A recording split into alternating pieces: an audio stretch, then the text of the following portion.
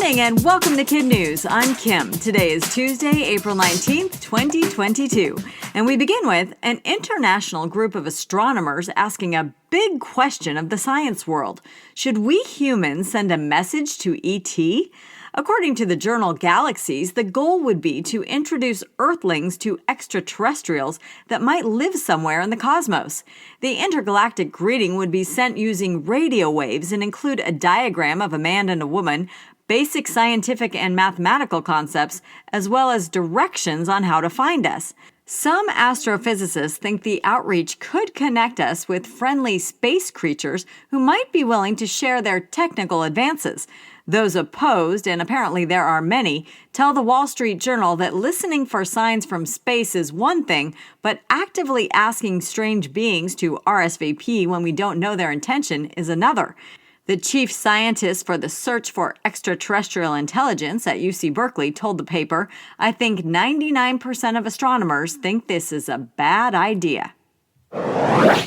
A big change for anyone hopping on a plane, train, or bus. Yesterday, a federal appeals judge in Florida overturned the federal government order requiring masks to be worn on public transit, saying the Centers for Disease Control didn't follow the proper rules or explain itself when making that decision.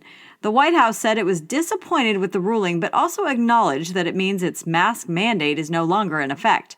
Almost immediately, Delta, United, Southwest, and Alaska announced that face coverings are now optional on their planes, and the TSA said it won't enforce masking in airports or any other transit hub. It's not yet clear if the Justice Department will appeal the court ruling. For some cereal lovers, Lucky Charms hasn't been so lucky. The Food and Drug Administration has now stepped in to investigate after 3,000 people complained on a consumer website that they'd gotten sick after eating it. According to the Washington Post, the reports are coming from every state in the U.S. and are pretty consistent, with nearly all mentioning severe stomach issues. Many are coming from worried parents and grandparents. General Mills is the company that makes Lucky Charms, and in a statement said it takes the concerns seriously, but has yet to find any evidence linking the cereal to any illness. No recalls have been issued. Ukrainian athletes are scoring big at the Invictus Games. The event was created by Prince Harry in 2013 to give wounded veterans from all over the world a chance to participate in an Olympic-like competition. The Games kicked off in the Netherlands over the weekend after being derailed by COVID the past 2 years.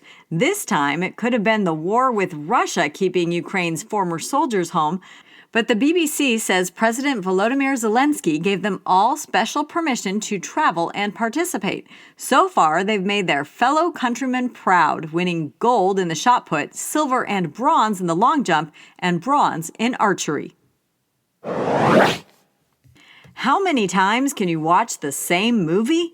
A Florida man just reclaimed the world title by sitting through Spider-Man No Way Home an eye-popping 292 times. Ramiro Alanis set the record once before by repeatedly watching Avengers Endgame, only to be dethroned 2 years later by another movie fan watching another movie. But now Ramiro is back on top, and to get there, CNN said he spent 720 hours staring at No Way Home, sometimes 5 times in a single day. Rules for the record state that the movie must be watched independently of any other activity, meaning he couldn't take a nap, use his phone, or even go to the bathroom. Ramiro told Guinness that he did it in honor of his grandmother, who was his #1 supporter. In other Kid News notes, the results of the 126th Boston Marathon are in, and the country of Kenya is the big winner. Runners from that African nation won both the men's and the women's races, the latter of which was a down-to-the-finish-line thriller. Nearly 30,000 athletes participated yesterday. They came from all 50 U.S. states and 122 different countries. That's it for Kid News. Now, today's Kid News quiz. Which cereal is in the FDA's spotlight? Lucky Charms. What is the name of the international competition for wounded veterans? The Invictus Games. How many times did a Florida man watch Spider-Man No Way Home to set a new Guinness record?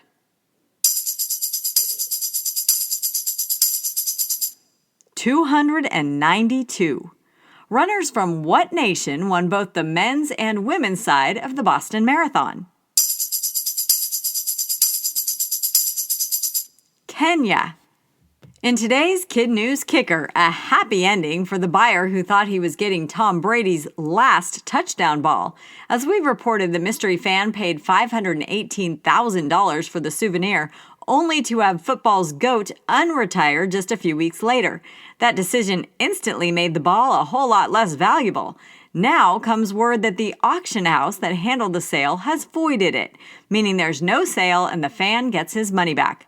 Also wanting a Brady retirement do-over, Peyton Manning, who gave number 12 a nice note and a bottle of wine as a farewell to the field gift. At an event with a bunch of other athletes, Mr. Manning joked, "I want the letter back. He got to read all those nice things. I want it back. I want the wine back, too."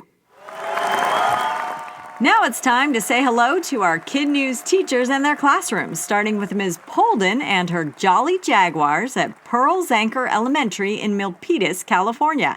To Illinois for Mr. Ellman at Central Elementary in Wilmette and Mr. Wild and his Windsor Wasps at Windsor Elementary in Loves Park.